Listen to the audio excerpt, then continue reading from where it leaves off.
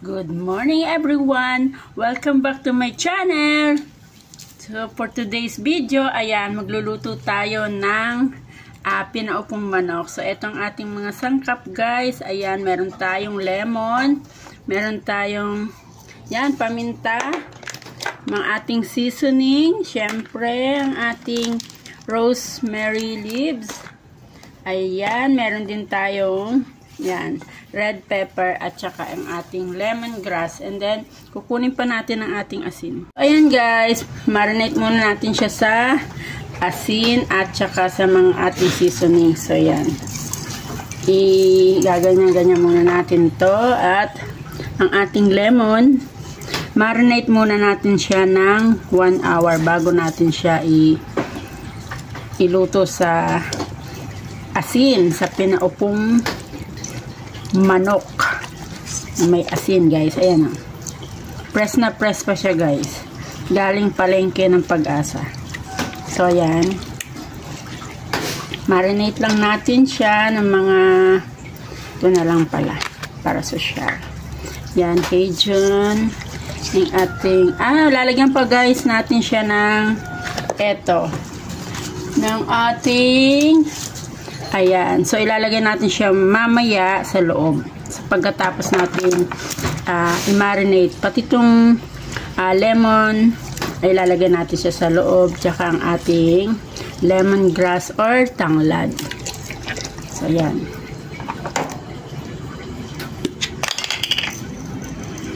So, ayan. Maglagay na tayo ng paminta. So, guys, ayan. Nakikita nyo ba? Ayan. Thank you sa akin mga followers at subscribers. Maraming salamat po sa panonood ng aking video. Ayan. So, kamusta po tayong lahat sa Bagyong Christine? Ayan guys. Tapos, lalagyan natin siya ng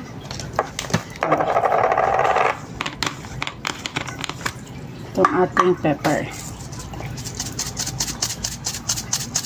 Para manuot yung lasa doon. Tapos, mga 1 hour pa natin siyang ibababad.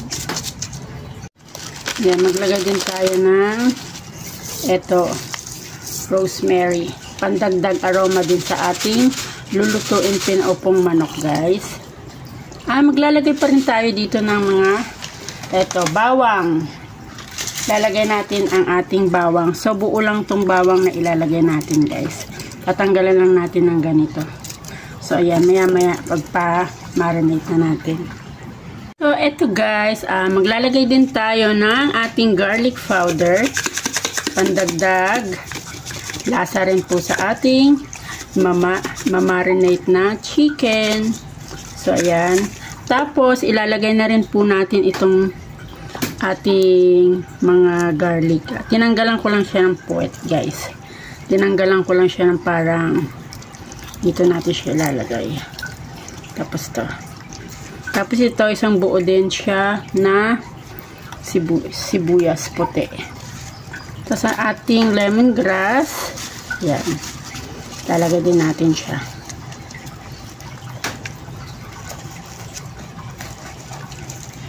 Itong ating lemon na pinagpigaan. Kailangan din natin siyang ilagay. Ayan o.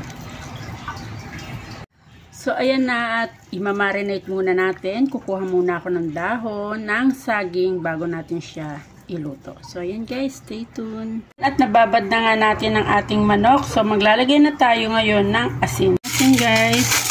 At lalagyan natin siya ng yan, okay na yan. Mga 3 cups na yan guys. Yan. Natin ang ating dahon.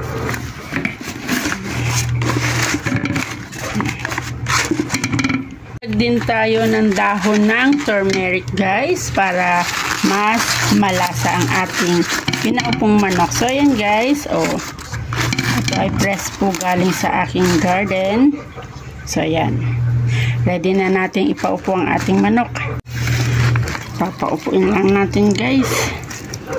Medyo isang kamay lang gamit natin. So ayan, ganyan lang siya.